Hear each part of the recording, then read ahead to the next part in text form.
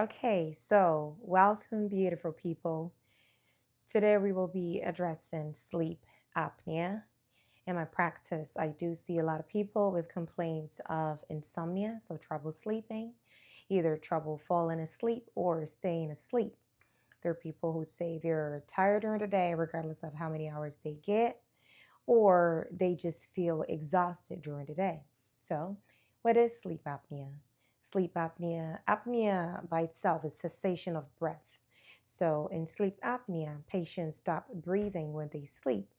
We have apneic episodes where cessation of breath happens, and hypopnea, where they're breathing but they're not taking in deep breaths. Okay, this happens at the upper airway. So, your upper airway, where you have your uvula, your tonsils, so your throat, the muscles. So when we sleep, naturally, our body produces a specific hormones that puts us like in a paralyzed state. So we are not acting out our dreams. Now, when this happens, there are specific people that, because of either their anatomy, their family history, their medical history, the muscles in the upper airway becomes too relaxed, and when it becomes too relaxed, the upper airway literally closes. It stops, so they stop breathing. Now, if this happens more than 5 times an hour when you sleep, then it's going to affect your body. You're going to feel the effects of it. Okay, so if it could be mild, moderate, or severe. The one I just described, there are two types. So the one I just described is obstructive sleep apnea. Patients will, a typical textbook patient will be someone who's obese, who has a thicker neck, a male, someone who snores. But this is not always the case. There is another type of sleep apnea called central sleep apnea.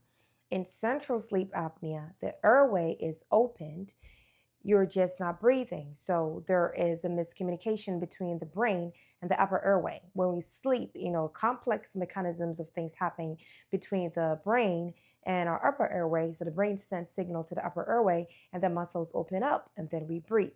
But for certain patients, especially patients who have certain medical conditions like heart failure, heart disease, AFib, different things, it can be that they may not snore in such patients. Their airways open, they're just not taking a breath.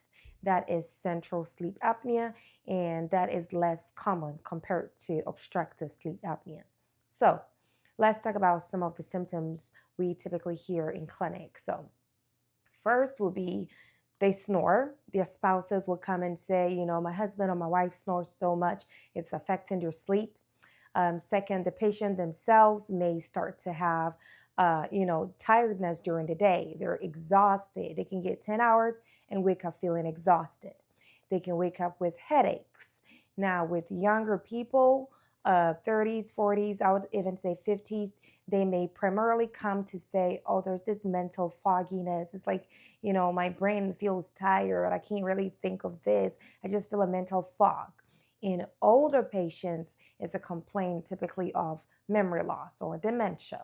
Is we do that as part of the workup because it can also affect the memory. So these are symptoms that we typically hear. Less common, but also really happens. Acid reflux, they kind of go hand in hand. If you do have high blood pressure, that is hard to treat. Sleep apnea is one thing you would want to ask your provider or neurologist to check, or just mention as your primary care provider. All right, now, what are some of the risk factors of not treating sleep apnea?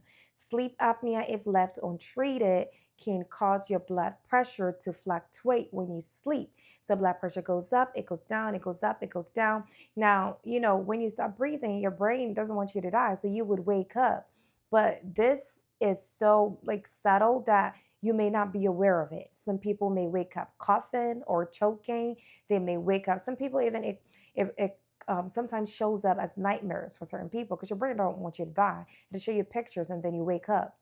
So these are some of the things we do here. But again, if left untreated, it can put pressure on the heart, put pressure on the brain, and then it can cause strokes and heart attacks. So there are a lot of people who have strokes in their sleep and they don't know, or they have strokes and they don't know at all.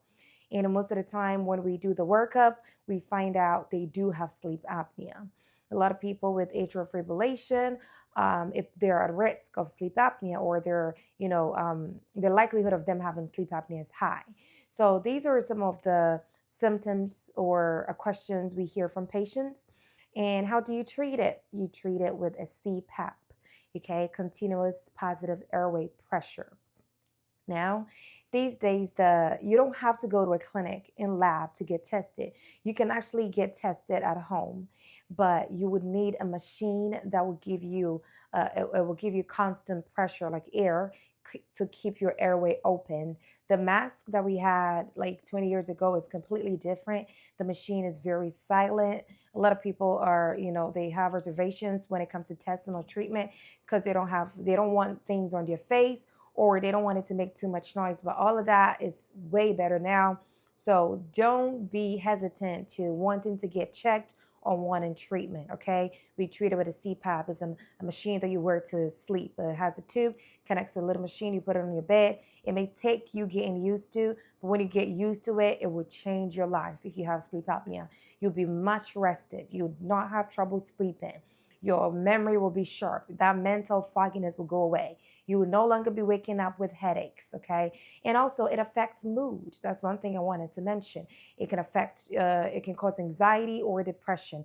Quality sleep matters. It doesn't matter if you're sleeping 8 hours. If it is not good quality sleep, you're going to wake up exhausted. And eventually, it would affect your mental health as well. So make sure that you get this treated, okay? Because whenever you stop breathing, your oxygen level drops. And if it drops 3 or 4%, that is when we get we it helps us with our testing. I'm not going to go into all that detail. I want to keep this short and sweet. So the message here is, make sure that if you have any of these symptoms that I've mentioned, get tested. And if you have any questions, drop it below and I'll make a video on it. So once again, thanks for watching. Like, subscribe, comment, stay blessed. Thank you.